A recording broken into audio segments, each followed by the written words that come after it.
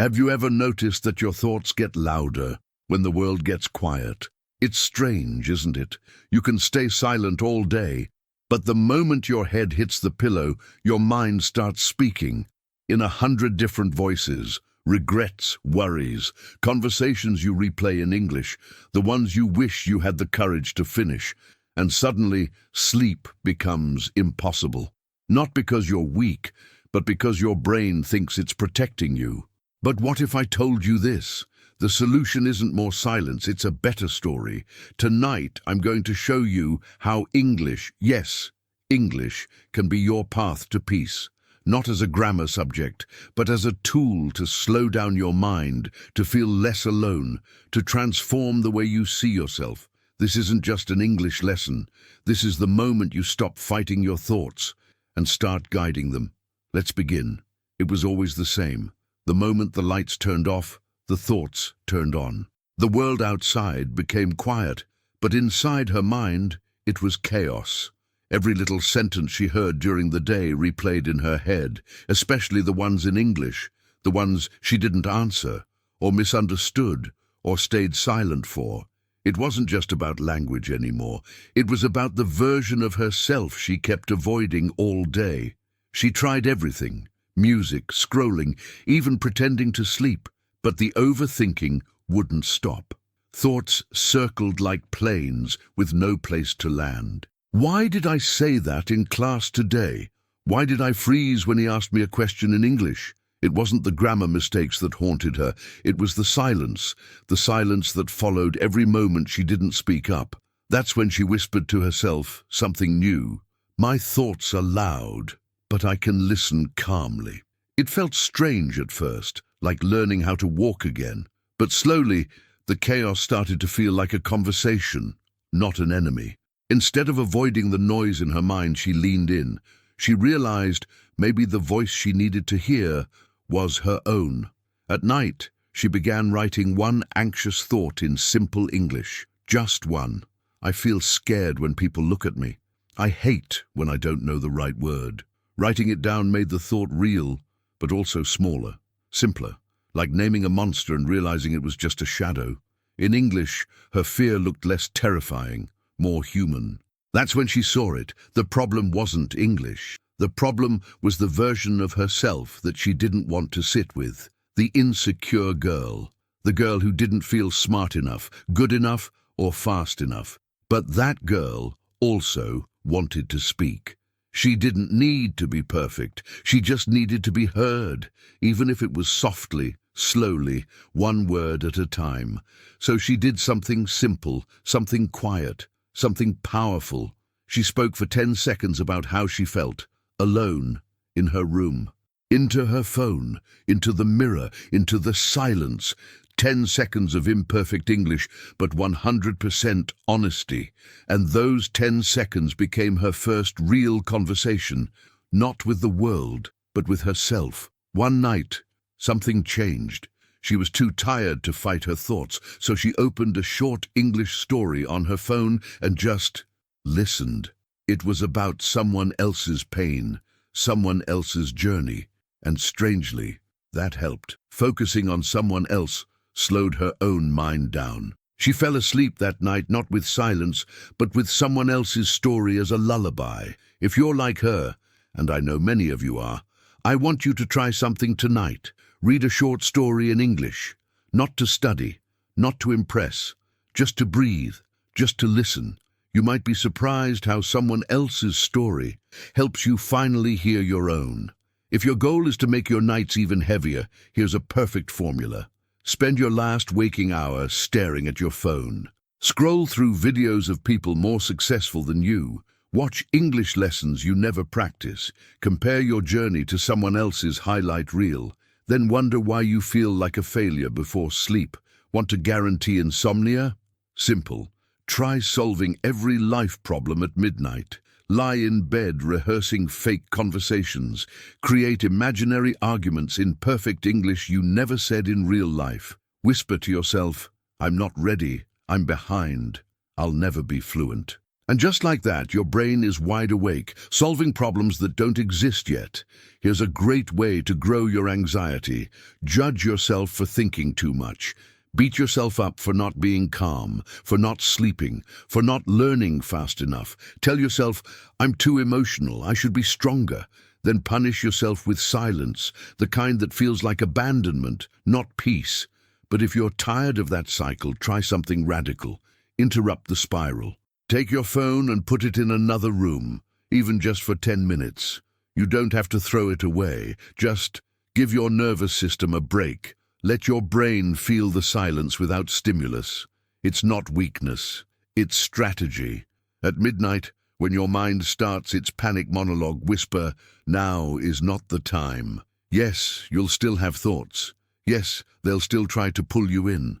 But those 5 words are like a closed door. And every time you say them, your brain starts learning that night is not the courtroom, it's the recovery room. Anxiety wants you to fight thoughts with more thoughts. But that's like trying to put out a fire with gasoline. Instead, when you feel the flood coming, say out loud, even in English, "Thoughts are normal, I am safe." Say it softly, say it like a lullaby, not because you fully believe it yet, but because you're planting a new seed. Let's make this real. Choose one calming English activity tonight. Not 10, not a whole routine, just one. Listen to a 2-minute story. Shadow one slow sentence. Repeat one emotional affirmation like, "I am learning, I am healing, I am allowed to rest." Don't wait for perfection. Just start with permission, because here's the truth. Overthinking feeds on patterns, but so does peace. The question is, which pattern will you repeat tonight? What if the next chapter of your life doesn't begin in the morning, but in the moment you stop fighting your thoughts and give your mind something softer to hold? Every night was a rerun. She lived the day once, but the night twice. First in real life, then in her mind. Obsessively, painfully. She replayed conversations, especially in English. Why did I say that word? Why didn't I say anything at all? The silence between her sentences became louder than the mistakes. To the outside world, she looked normal. A little tired, maybe. Quiet, polite. But inside, she was trapped in a theater of her own mind. The past played on loop, the future screamed in fear, and the present disappeared completely. People called her sensitive, but they didn't know the war she fought before bed. One night, while scrolling aimlessly, she stumbled on a soft-voiced English story. Nothing dramatic, just a tale about someone overcoming fear. She didn't understand every word, but the rhythm pulled her in. It didn't demand perfection. It simply invited her to listen, and for the first time in weeks, she fell asleep without fighting. She kept going, 1 or 2 minutes each night. No pressure, no rules, just the sound of someone else's thoughts. Structured, calm, not hers. The story didn't fix her problems, but it gave her something her thoughts never did: space. And in that space, her breath slowed, her body softened, her brain stopped sprinting. That's when the real shift happened. She stopped criticizing herself and started becoming curious. Curious about words, about why she panicked when she couldn't find them.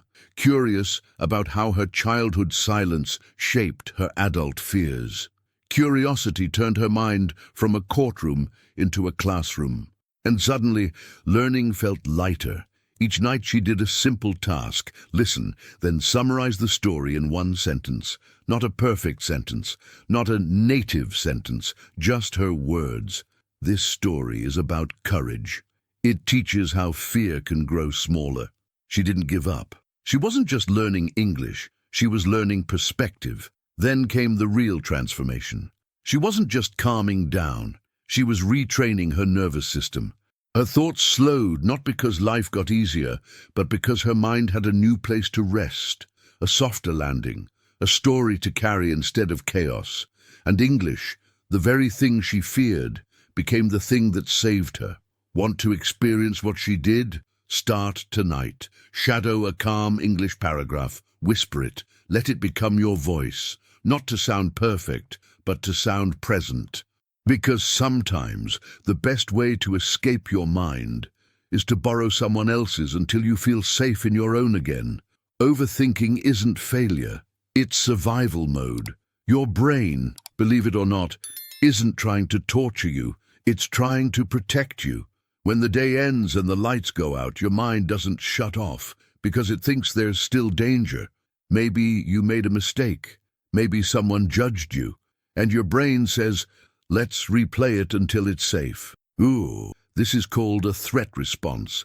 It's like an emotional security system that never sleeps. But the problem is, it's reading everything as danger, even small things, like forgetting an English word or hesitating in conversation. So when you're lying in bed thinking, why did I freeze? Your brain is actually trying to prepare you. It's trying to protect the version of you that felt small. Here's the issue. Your brain believes your thoughts are facts. That's the over-identity loop. You think, I'll never speak English well. And instead of questioning it, your brain files it under truth. It becomes your identity.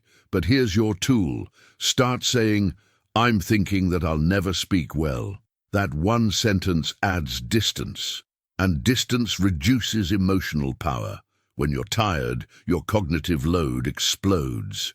You've used all your energy surviving the day, so by night, your brain confuses overthinking with problem solving. You think you're working on your life, but you're actually burning out.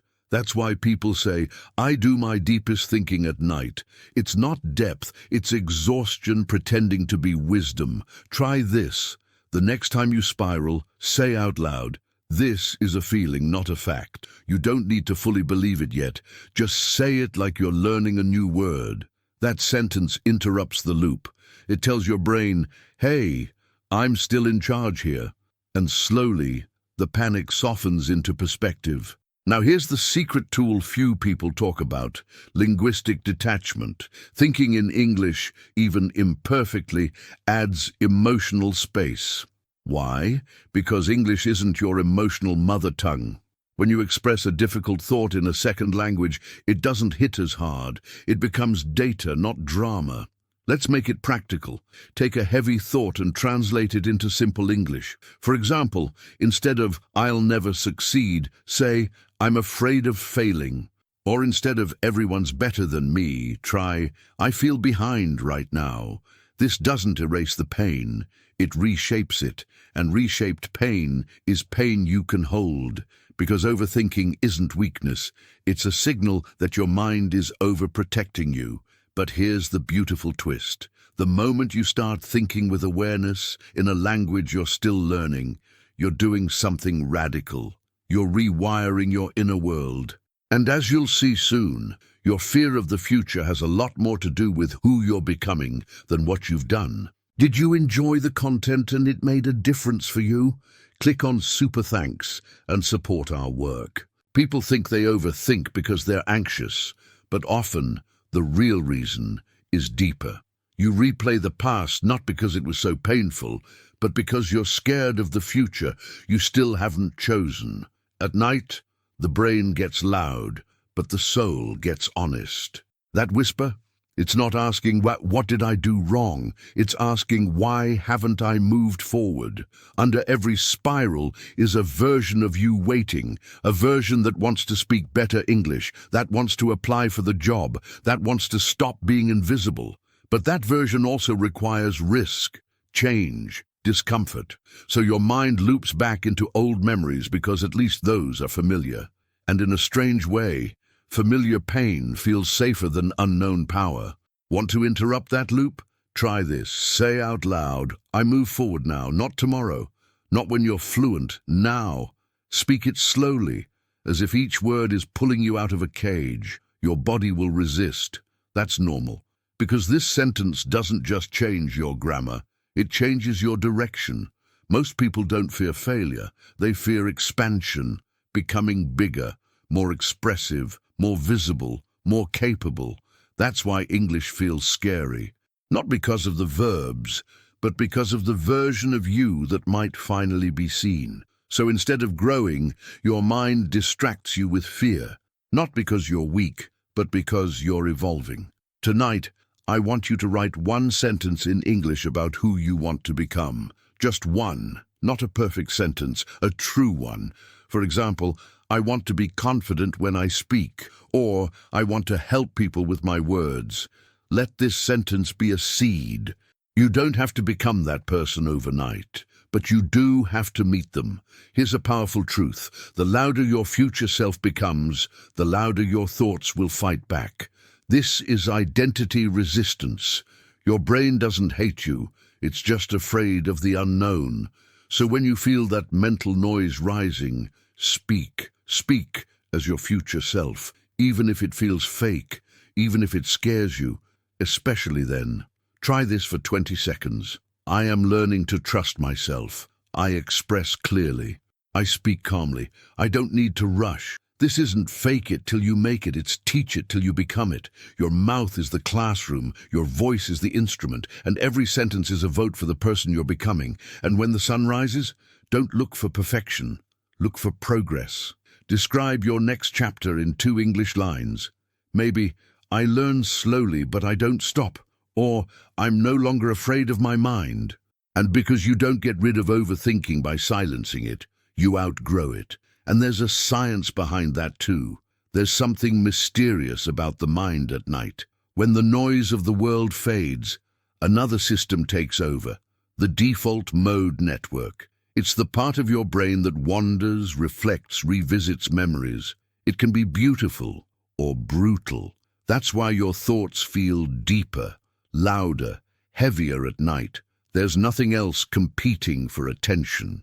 But here's the beautiful twist. Stories interrupt it. A narrative, even a short one, gives your mind structure.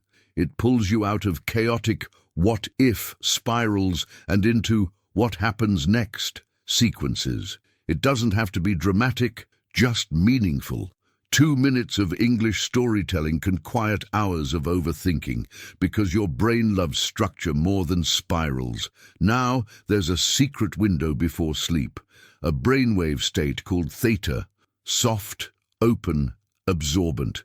It's where language, emotion, and memory fuse. What you listen to in this window goes deeper, not just into memory, into identity. That's why bedtime stories aren't just for kids. They're brain training for adults. Try this. Listen to slow English speech before bed. Not a lesson, not a lecture, a story, a voice with rhythm and intention. Your brain won't just hear it, it will absorb it. Let the story carry your nervous system like a boat across the stormy sea of thought. You don't need to understand every word. You just need to stay with the rhythm. This is called the bridging effect. Your mind starts following the story's plot instead of your anxiety's plot. Instead of imagining worst-case scenarios, it imagines characters, settings, emotions that aren't yours. That space, that distance, that's where healing happens. That's where English becomes medicine, not pressure. Let's make it real. When your thoughts start spinning, follow a story. Not your own, but someone else's. Open a podcast, a slow YouTube video, a narrative in English. Even if it's just one paragraph, shadow it gently. You're not learning English, you're repatterning your brain. Now let's talk about hormones. Cortisol, stress, drops when we engage with soft linguistic patterns. The more poetic the rhythm, the calmer the body. That's why stories, music, and language have always been tools of survival. They're not distractions. They're biological resets. Try this. Shadow one slow English sentence like a lullaby. Feel how your breath changes. Because in the language of the brain, repetition becomes identity, and every night you choose English stories over emotional storms, your brain rewires itself. Softly, quietly, permanently. You're not just practicing fluency, you're building an inner environment, and that environment is where sleep starts becoming a reset, not a war. Something changes when the mind stops fighting itself. First the breath deepens, then the jaw softens, and slowly thoughts lose their sharp edges. When English stories replace mental spirals, the night becomes less of a battlefield and more of a sanctuary. It's not silence that brings peace, it's what you fill the silence with. The brain doesn't just turn off, it transitions from tension to trust, from fear to narrative. A calm English voice becomes the new inner soundtrack. Not chaotic, not judgmental, just present. When someone follows a story at night, their emotional system begins to synchronize with the rhythm. That rhythm becomes a kind of medicine. Here's a simple practice. Say slowly, "I release today," not as a quote, as a commitment. Your mistakes, released. Your silence in English class, released. Your embarrassment during that one conversation, released. The phrase sounds small, but the emotional weight it carries is powerful. Let your mind follow the story, not the spiral. Choose one detail from the English audio you listen to, maybe a character's emotion, a lesson, a line that stayed with you. Retelling even a small part builds memory, but more importantly, it builds trust in your ability to understand and reflect. That trust is what anxiety steals. You're reclaiming it. The next morning, something feels different. Not perfect, just lighter. You didn't wake up fighting yourself. You didn't start the day with guilt. You started with a quiet victory. That alone is progress. That's not just sleep, that's emotional repair. Now use that moment. Say one bold English intention in the morning. It can be soft but true. Today I will speak, even if I'm afraid. Today I'll pause instead of panic. Today I'll learn, not judge myself. Your voice is your tool. Even if it shakes, use it. Because when the mind rests, learning becomes easier. English becomes less like a mountain and more like a staircase. Your concentration improves. Your self-talk becomes kinder. Your identity begins to shift, not because you tried harder, but because you suffered less. And in that space, growth becomes natural. So tomorrow morning, before the phone, before the world, read for 1 minute, just one English paragraph. It doesn't have to be deep, just consistent. Let that first act of the day reflect who you're becoming, not who you were yesterday. Because peace isn't something you chase. It's something you practice, story by story, night after night. Why do my nights feel heavy? She asked herself. Not out loud, just in that quiet, tired voice we all hear at 2 a.m. The answer came, not as a scream, but a whisper. Because I let fear lead the conversation. Every thought was fear trying to stay in control. But she never questioned whether fear even deserved the microphone. So she did something small, but bold. She whispered back, "I take back control." It wasn't a fight. It wasn't war. It was simply a decision to stop giving fear the loudest voice in the room. That one sentence became a turning point, not because it changed the world, but because it changed the narrator. What changed my nights? She asked. Not therapy, not perfection, a story, a simple English audio she listened to before bed. Instead of analyzing her day, she followed someone else's. That switch, from judgment to imagination, gave her brain a place to rest, and rest is what rewired her. So she made a 5-minute promise, 5 minutes with English audio before sleep, not as a rule but as a ritual. Some nights it was a story, other nights a gentle podcast. Some nights she didn't understand everything, but that wasn't the point. The point was connection, not comprehension. Who am I becoming? She asked, halfway between sleep and awareness, and for once the answer didn't scare her. I am becoming someone whose mind listens more than it panics. That version of her wasn't perfect, but it was powerful. Calm didn't mean empty, it meant safe. Now her nights are still imperfect, thoughts still visit, but they no longer build walls. They pass like clouds. Why? Because her mind has a path, a familiar route to peace. And English became more than language. It became the language of her new identity. Tonight, try this. Declare softly, "My mind is calm at night," even if you don't fully believe it. Say it like you're introducing a new friend to your nervous system. Let English become the bridge between chaos and clarity. You don't need a perfect accent. You need a place to rest. And before sleep takes over, record a short night reflection. 2 lines, in English, honest, gentle. Today I tried. I am growing. I'm not who I used to be. Let your voice become proof of your healing. Because in the end, overthinking doesn't end with silence. It ends when your mind finds a better story to tell. Now you know the truth. Overthinking at night isn't a curse. It's a sign that your mind is active, alive, but misdirected. And the moment you give it structure, softness, and a story, everything changes. So tell me this, what if English wasn't something you study, but something you feel? A language that helps you breathe slower, not just speak faster. A mirror that shows you who you're becoming, not just what you lack. You don't need to force your mind to be quiet. You need to lead it somewhere better. Every night you spend with English stories is a vote for clarity, a small act of healing, a way to grow in peace, not panic. So now it's your turn. Leave a comment and tell me, what do your thoughts say at night? And what story will you choose to tell yourself instead? If this video made you feel something, not just understand, but feel, subscribe to the channel, like the video, turn on the notification bell, because every week we don't just learn English, we transform through it. Your next chapter starts now.